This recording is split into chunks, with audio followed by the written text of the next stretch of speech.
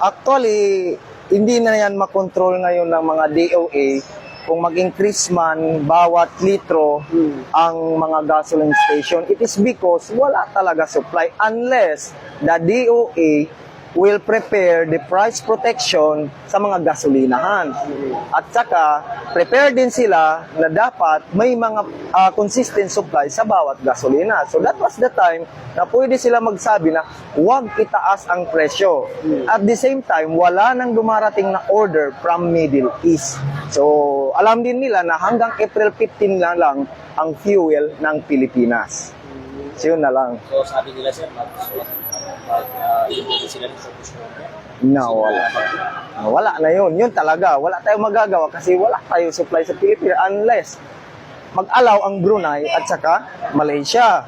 Pag allowed tayo magdala dito ang Brunei at saka Malaysia, possible tayo. Pwedeng bumaba yung fuel. Pero let's say for example, basettle na ang sigalot sa Middle East.